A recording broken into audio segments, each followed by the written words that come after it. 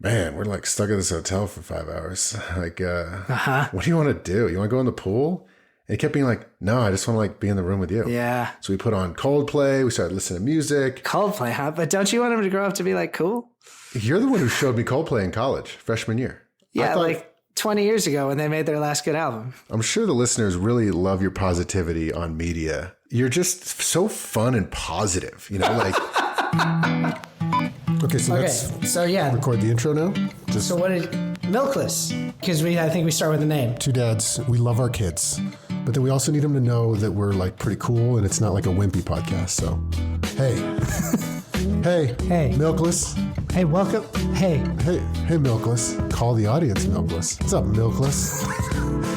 Max coming at you. What if that's it? That's our first take. All right, Matt, got another episode coming at you live via satellite. I can't not say it. I even was prepping just now saying in my head, I'm not going to say it. It's like a tick. It came out.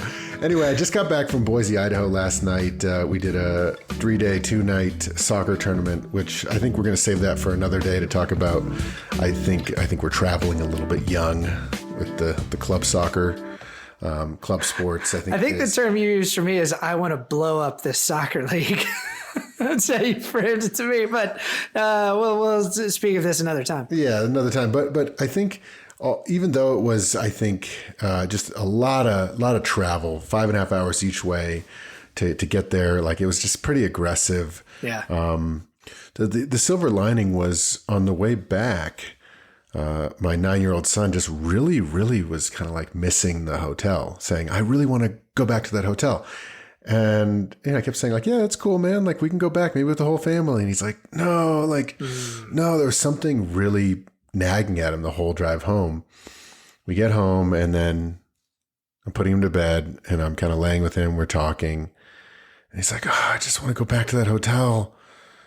I'm like, well, what is it about the hotel? And then we started piecing it together. And it's just the fact that he and I were there, just the two of us, for 3 days, 2 nights. I mean, there were times where we had like a 5-hour swath of time where we're just kind of like, we couldn't really leave the hotel. So, we went to grab lunch, but then we were just like looking up card games. We had both played Spit in the past, but, relearning how to play Spit, which is such a fun card game. So we were playing like hours of card games. We watched Jurassic Park together because we didn't have the younger kids around. So he's 9. It was kind of like a good age. Shooter! Yeah. Clever girl. So there was just a bunch of really good moments. Mm-hmm. And I was kind of feeling what he was too. Like I was kind of torn between one, missing our other children and my wife. Like I missed the family. We have such a good unit. I missed that dynamic. But on the other hand, I kind of missed what we were about to walk away from was just the two of us hanging out. And I know that we've said it before, like, oh, it's so important. You got to go those one-on-one things. And for me, that means it materializes as like, hey, I'm going to go run this errand. Mm-hmm. Who wants to come with me? Mm-hmm. And that's just like weirdly transactional. They know that I will probably get a pack of Tic Tacs or a thing of candy in the aisle. Yeah. And that's what they're in it for, as opposed to like, I don't know what it is. I mean, I'd love to unpack it with you. Like, what is the solution here? Are there little staycations you can do in your town, camping in the backyard? It's kind of something we were talking about before, like creating those slow moments where you are just with your child for a long period of time is where, I don't know, we had like a magical weekend, even though, we had to do all this travel. Yeah.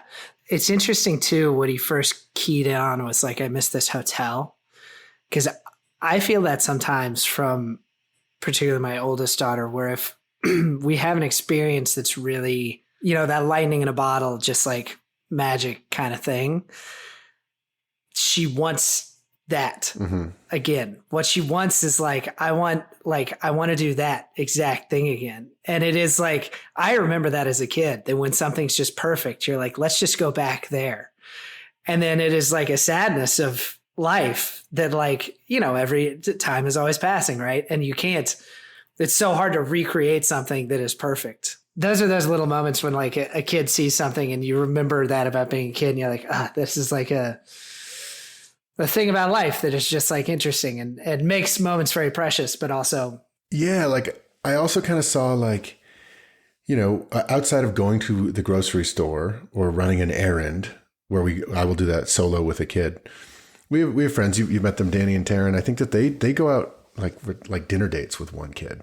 That's cool. Or like they'll go on like little single overnight trips with one kid. Mm-hmm. I think there's something really interesting about that. Well, yeah, on a trip, certainly you're more, I mean, I think for a million reasons, when you go on a trip, you as a parent are more present. When you're at home, there's always some shit you could be doing. And even if you're not doing it, it's usually kind of like nagging at like, just the task list that's never completed. Obviously, you take them grocery shopping, you are doing a thing. So like that 5 hours of like just time to kill, you almost have to leave to get that, right? Yeah, like we get it when we go camping and it's good. But then it's still like we have such good sibling relationships that the three kids just play the whole time. Well, I'm I'm like boring. It's like, oh, I don't want to play with you. Yeah. The old man. We're having our buddy Sam Stolper back on the program this week, which will be so fun. He's just such a great hang. But so we're going to be talking about with him. He's in less than a month now. I think his second is due. And so we're going to be talking with him about like, hey, what the fuck does that look like? And I think like having a second and watching my girls interact is like one of the great joys. But like everything else, there's cost, right? And the most obvious cost has to do with like your parental free time, your level of exhaustion, you're kind of back in the shit, whatever else. But one of the big things that I've like grieved, especially because we didn't have a second until my first was 5. Mm-hmm. Like for 5 years, I had so much quality one-on-one time with my oldest, and I have so much less now. And I have never and will never with my second have the kind of one-on-one time that I did with my first. Cause it was like, I mean, during COVID, I would like pick her up from a little pod school every day and we'd just have like 3 hours to kill. Mm-hmm. So some of that is just like them's the facts and that's life. But I think recognizing the value of that and then just making the point, making a real on purpose effort to have those one-on-one dates, whether it's 2 hours or 3 hours or whether you go overnight camping. Yeah, you miss the whole family unit, you miss your other siblings, and you kind of navigate, being fair to everybody with how often you do that with one sibling versus the next. But dude, that one-on-one time, there's no replacement for it. I know, but yeah, and that's my biggest hang up is that I'm a little bit soft in that regard. Like, I like everyone being together. Mm-hmm. Sure. I like all hanging out.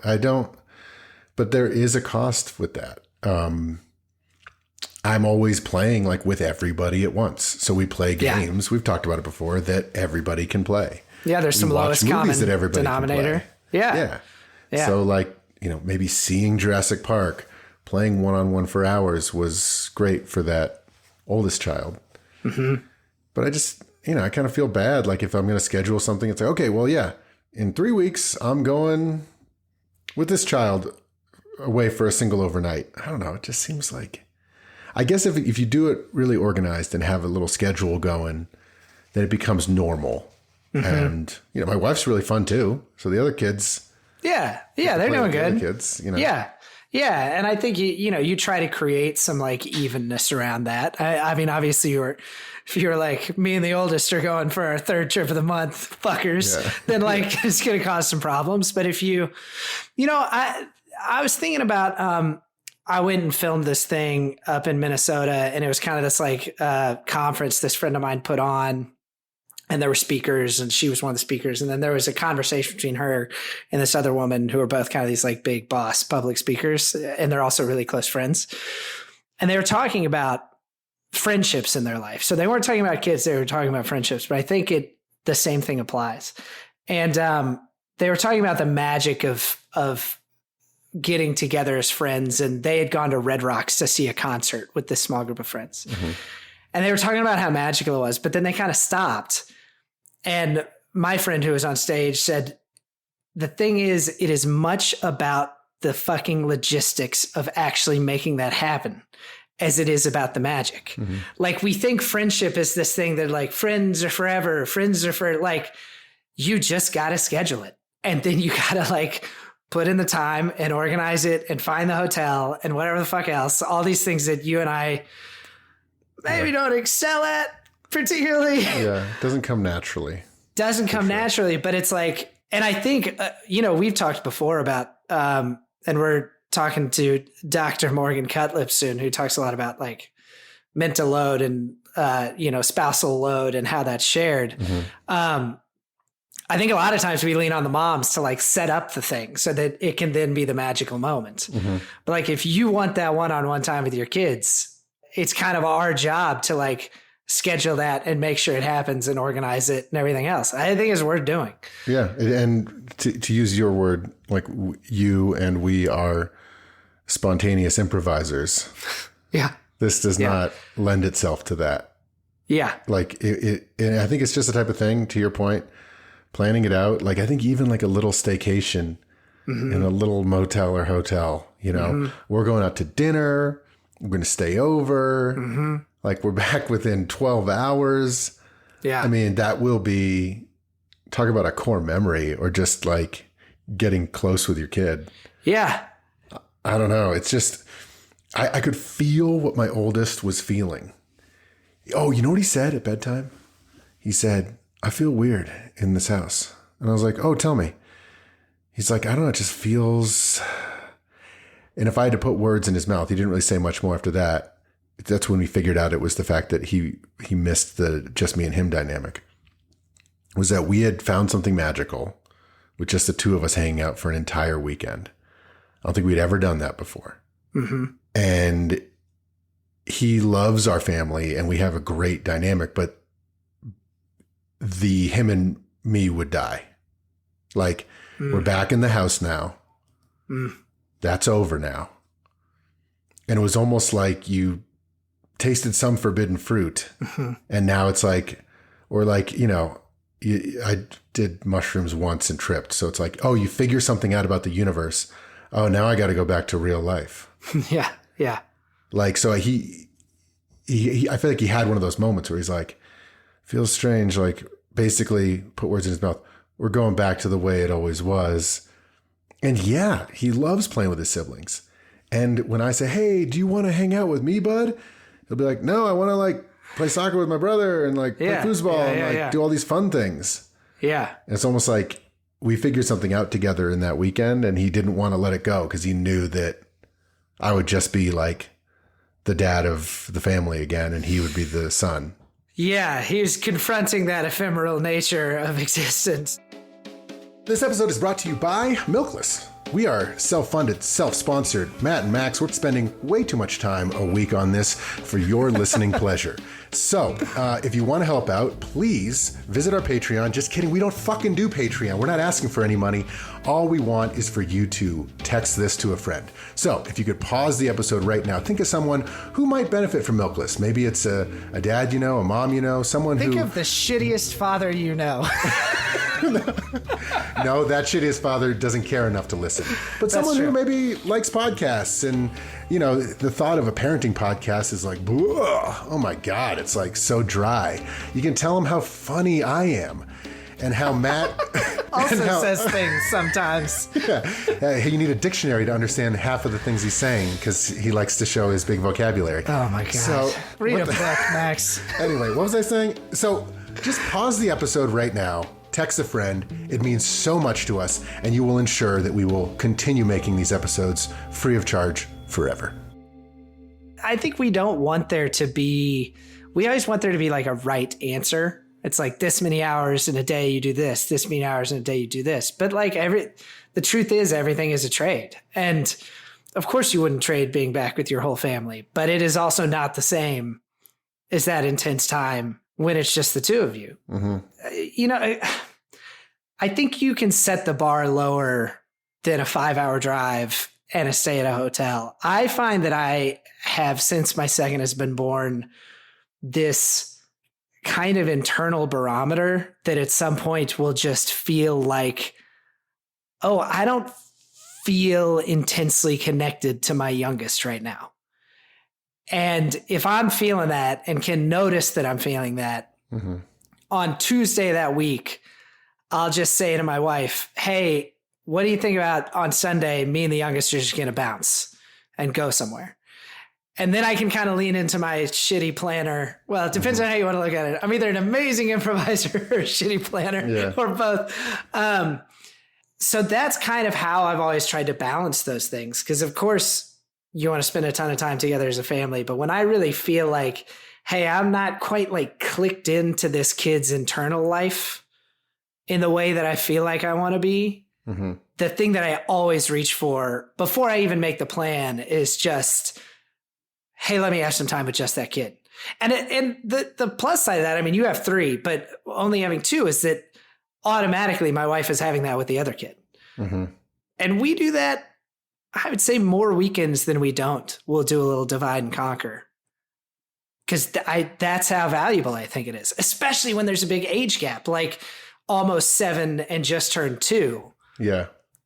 I'm being 2 totally different parents all the time if we're all together. Yeah. I think also just like we have a lot of sports and soccer on the weekends now. So I'll be solo with a kid for 4 or 5 hours. It's just different because we're going from thing to thing. Yeah.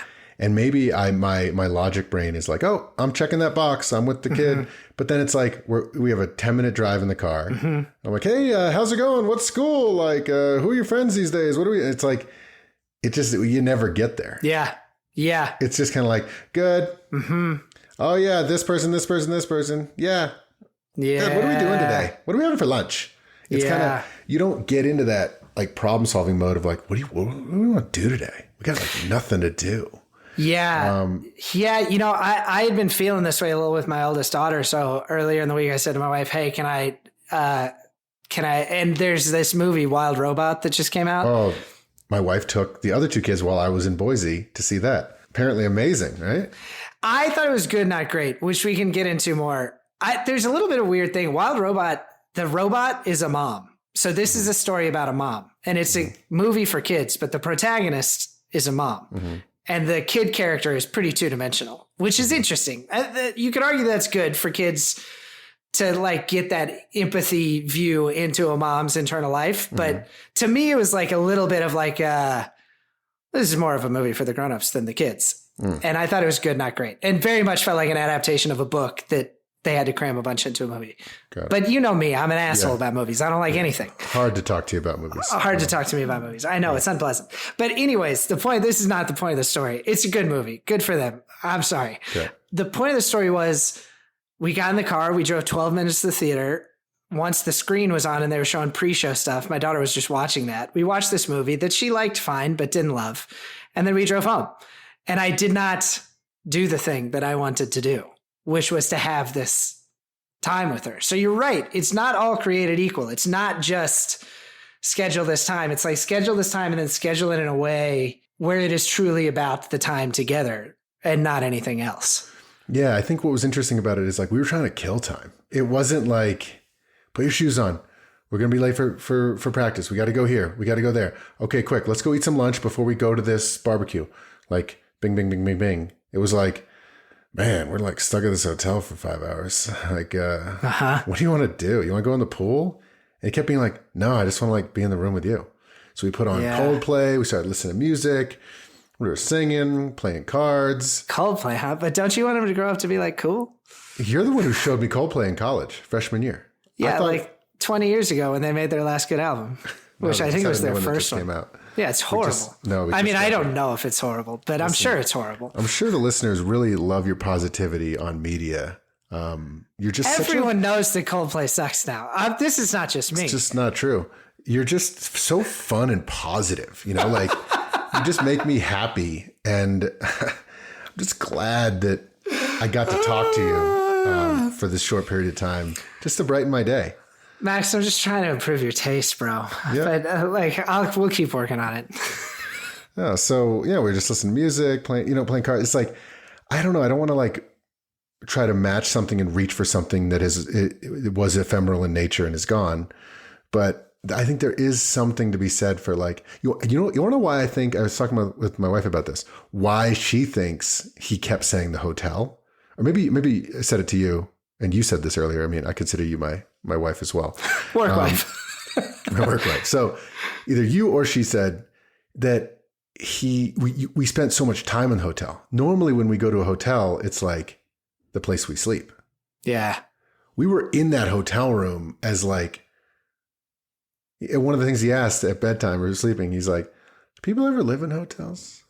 I'm like, not usually. He's like, man, it's awesome to just be here.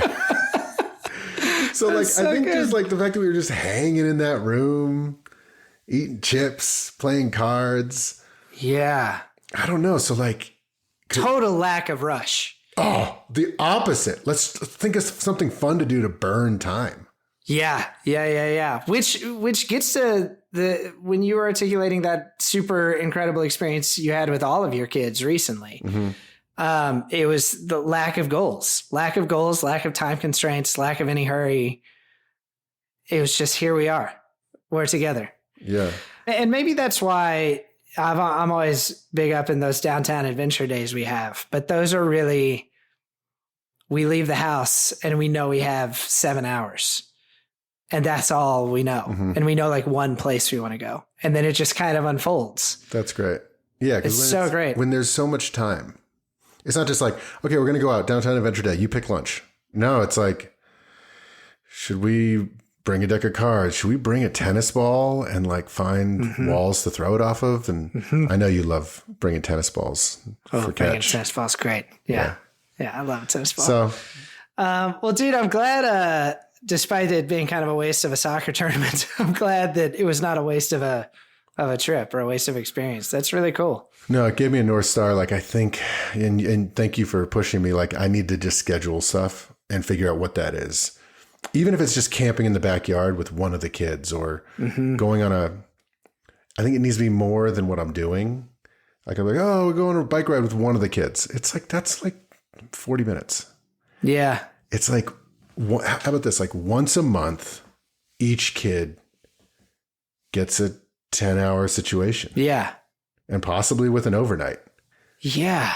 It also felt like we were like on a road trip. It reminded me of like your first road trip after high school or college, or like staying in a hotel.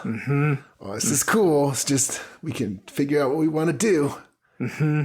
There is also something when because your kids so often look to you for what are we going to do? And if they looked and they're like, what are we going to do? And then you just go, I don't know. What are we going to do? Like suddenly you're in this space that you're not in very often. That's super, it takes you out of the normal parent kid thing. Yeah. And it's like collaborative in this way. That's pretty hip. Yeah. Yeah. Sweet. Cool, man. Well, yeah, I think I could also, I do think having that kind of internal barometer of like, how clicked in do I feel with my kids? To me, that's always been a good indicator of when do I need to put some focus into this, but then make the plan. And it doesn't have to be a huge plan. It's just like not at the house and with enough time for us to kind of sink into this thing. Yeah. And the reason the barometer thing doesn't work for me is like, if I don't feel that way, I can just like do a really long bedtime and we will talk for 30, 40 minutes. And then I'll get them talking and we'll feel close. And after a week, we're tight again. So I can like get that done without the one-on-one, like true one-on-one exploration. And this was something way something more. different. Yeah. Like there's an adventure element to it. New place. Like it's new for both of y'all. Yeah. Cool, man. Well, good on you. That's great. I'm glad you had a good time. talk soon. I'm sorry I don't like your music or movies. That's okay.